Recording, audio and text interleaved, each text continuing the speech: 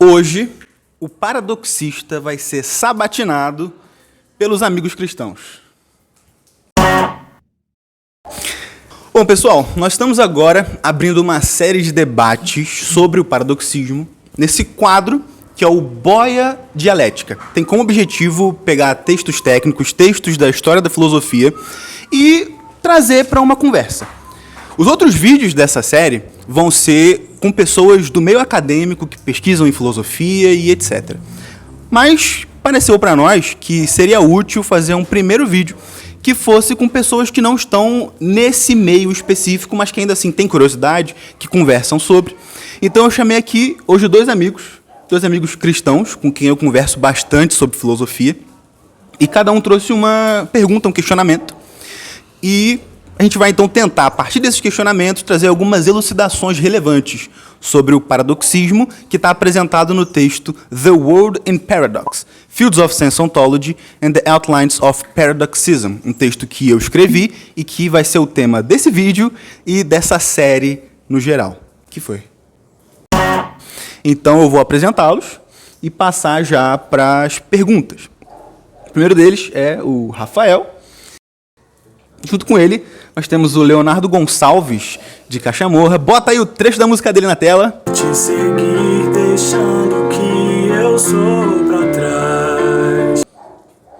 Agora coloca versão funk. Como assim não tem funk? Então, Gabriel, quando eu li o seu texto, eu entendi pouca coisa, a verdade foi essa. Mas surgiu uma dúvida. Qual é a relação do paradoxismo com a teologia, com a escritura?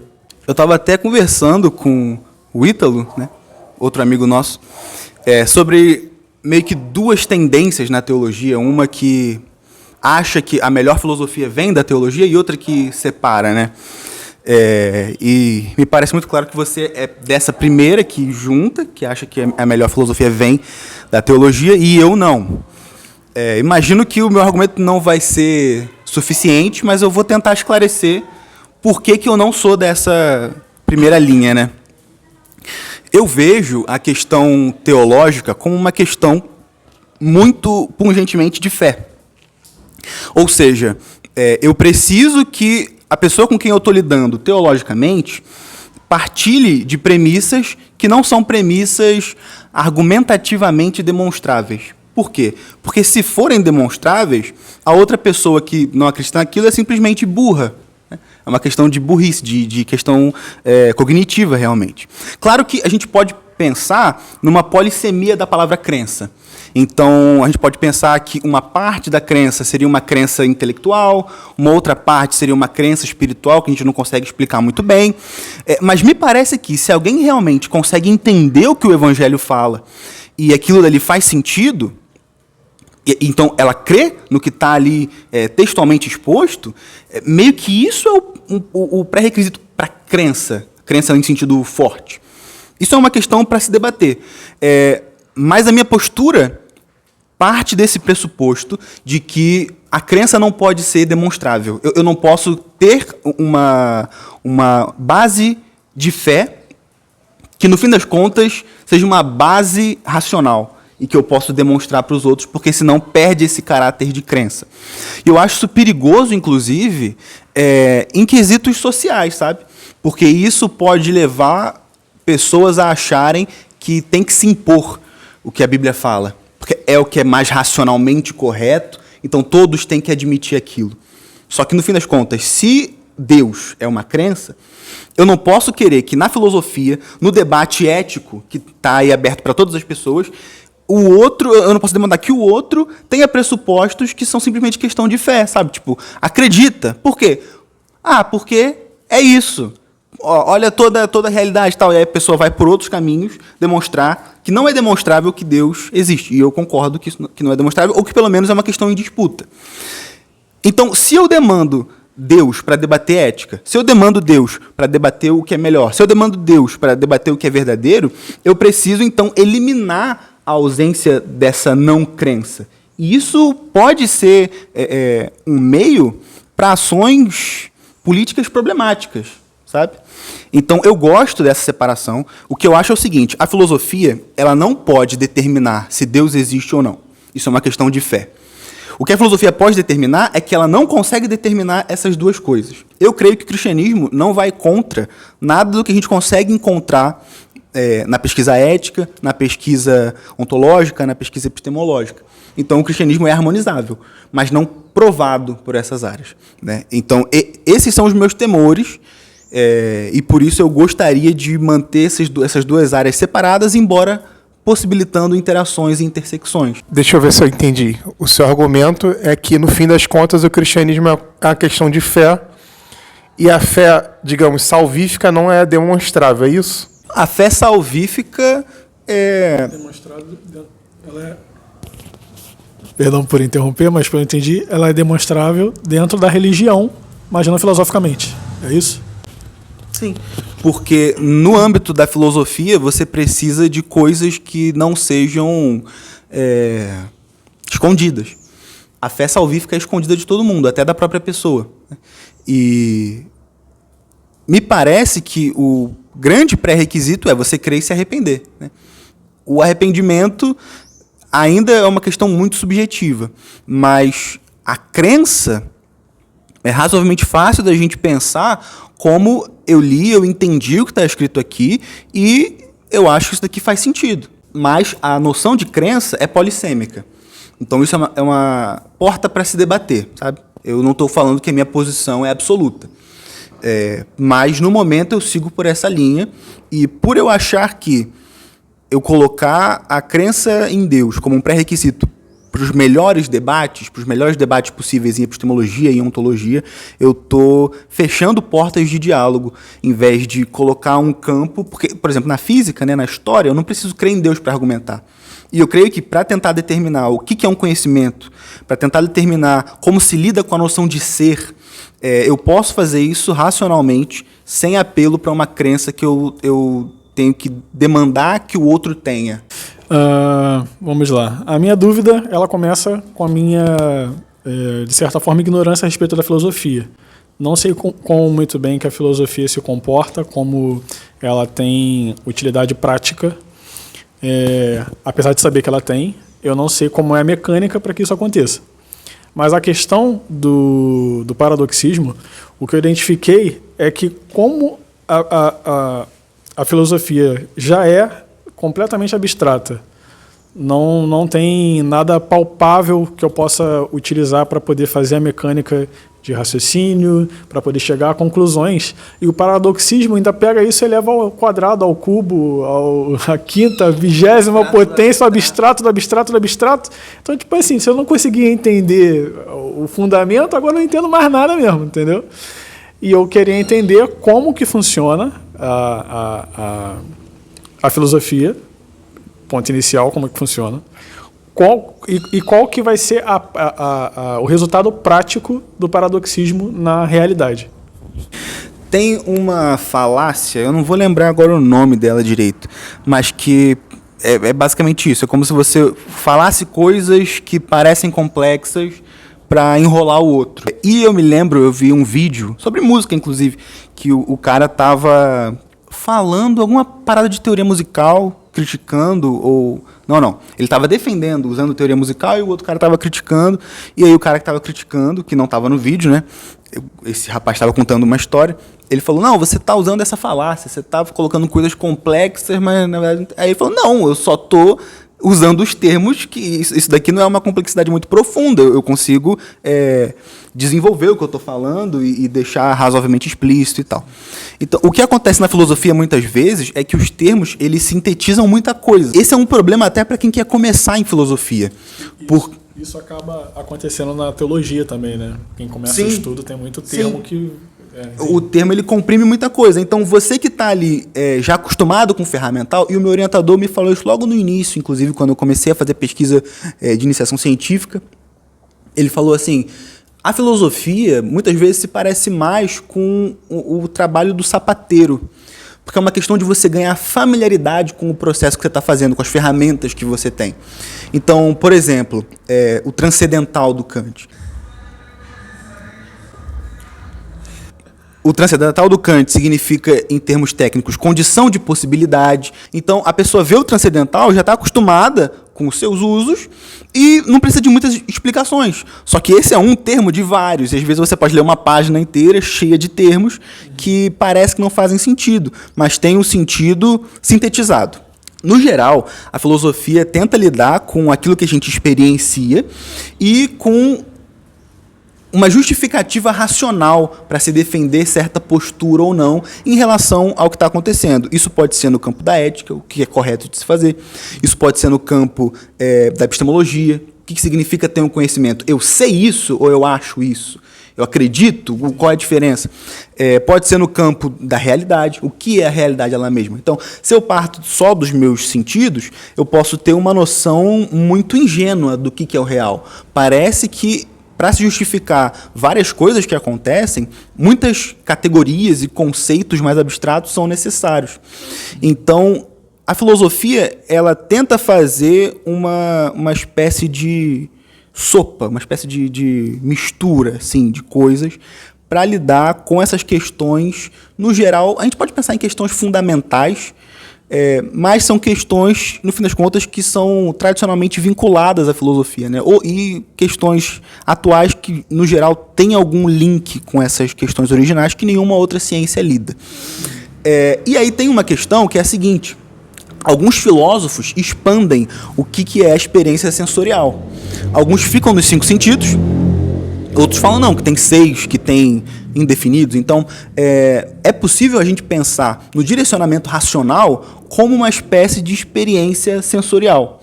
Então, se eu já consigo mais ou menos entender como a minha visão funciona na prática, sem saber teoricamente, na teoria é como se a gente tivesse alguns direcionamentos pela nossa própria razão, pelo modo como a gente pensa, e como é a razão que lida com a razão, tem um processo de reflexão aí, em que você tenta entender os princípios pelos quais você está operando e propor coisas para resolver esses problemas da filosofia. Aí vamos pensar naquela questão da abstração sobre abstração. Né? Eu propus, então, uma teoria sobre o que é o conhecimento. Um outro filósofo quer propor uma outra teoria. Para isso, é interessante que ele deixe claro que as outras teorias que já estão por aí, por exemplo, essa primeira, que foi nosso ponto de referência, tem pontos que deixam a desejar. E isso você faz entrando na teoria, não de fora, sabe? Então, é como se a própria teoria, que já lida com questões abstratas e com questões não abstratas, tivesse um sistema e você tenta achar um bug no sistema para propor algo novo. É isso que eu tento fazer com o paradoxismo, em linhas gerais. E aí, qual é o resultado prático? Eu entendo o seguinte: posturas filosóficas acabam moldando como que a sociedade se comporta, ainda que de forma um pouco lenta. E isso depende também de questão de divulgação e etc.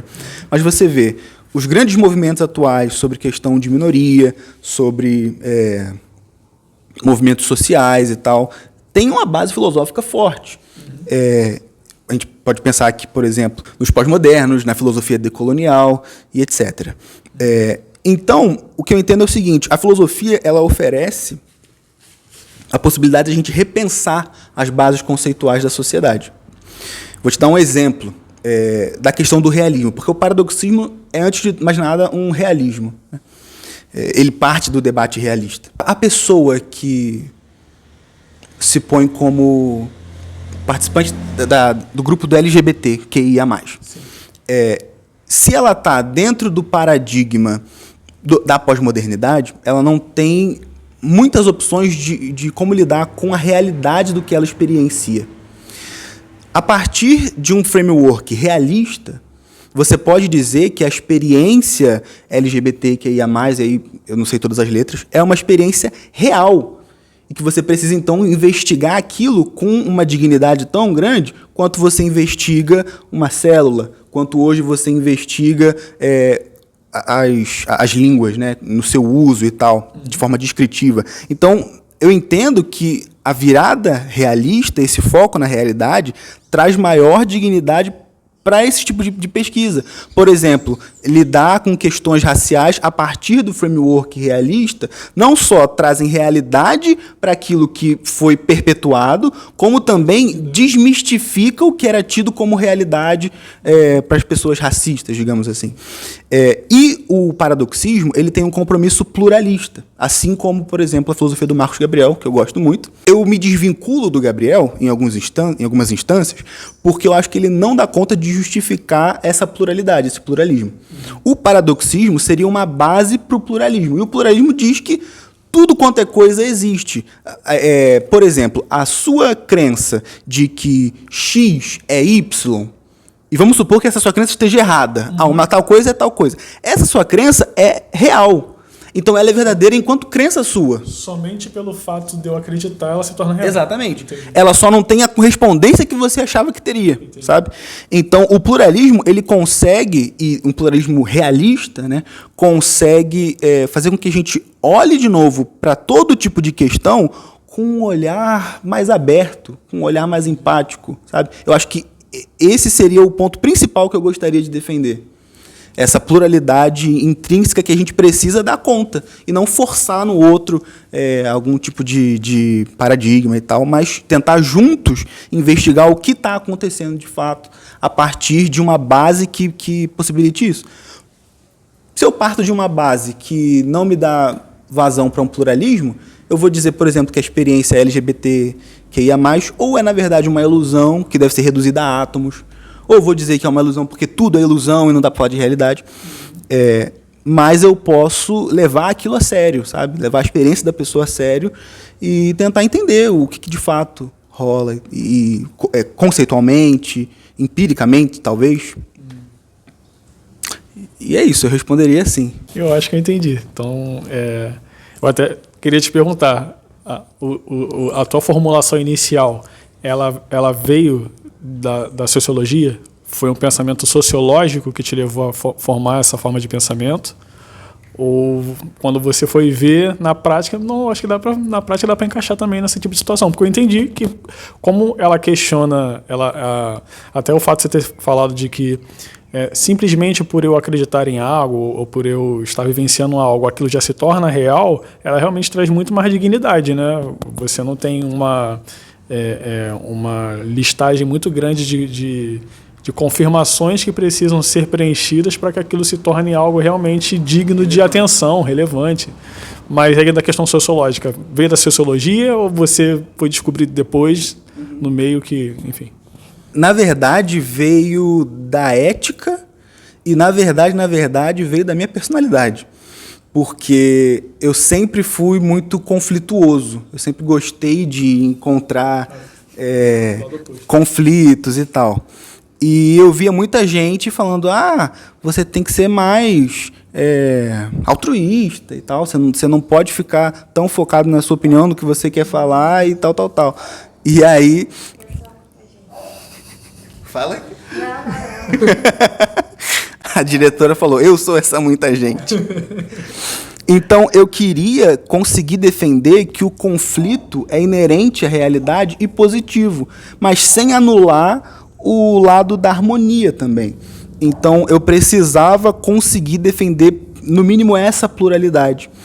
E, além disso, ainda na minha personalidade, eu sempre gostei muito de questões abstratas, sempre gostei muito de questões ficcionais. E aí, às vezes, eu ia conversar, sei lá, sobre Naruto, que eu gosto muito.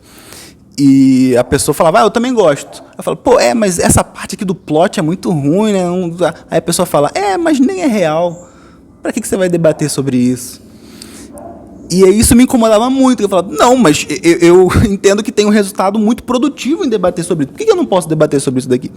E aí eu encontrava pessoas em duas vias, assim, que são as duas vias que o Gabriel vê de forma bem geral e que eu concordo que existem, porque eu já experienciava antes de ler o livro dele. Que é um pessoal falando, não, você está levando isso muito a sério, não tem realidade, é tudo construção social. Ou então, do outro lado, o pessoal falando, você está levando isso muito a sério, vai pesquisar átomo, próton, vai lá. Isso que interessa, exatamente. É coisa que a ciência...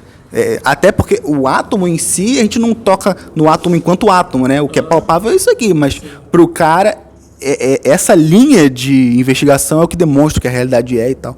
Isso me incomodava. Então, querer entender o lugar do conflito e querer justificar o fato de que há uma pluralidade de discussões interessantes e não só um caminho ou outro, foi o que trouxe essas intuições iniciais. E aí também teve uma influência muito grande do ceticismo, porque o ceticismo ele encontra discursos que se anulam, digamos assim, o ceticismo antigo lá do sexto empírico. E eu olhei aquilo e falei, caramba, talvez a realidade ela mesma seja assim, e não só os discursos. Os discursos também são uma realidade, né? Mas a realidade para além dos discursos. E eu depois descobri que tem filósofos que vão por essa linha, e eu tentei, então, ver os insights deles, mas formular da forma mais coerente que eu conseguisse. Até o momento é o paradoxismo. Eu vou finalizar. Agradeço aqui a participação do pessoal. E você aí, se gostou, não deixe de se inscrever. É isso, pessoal. Até o próximo.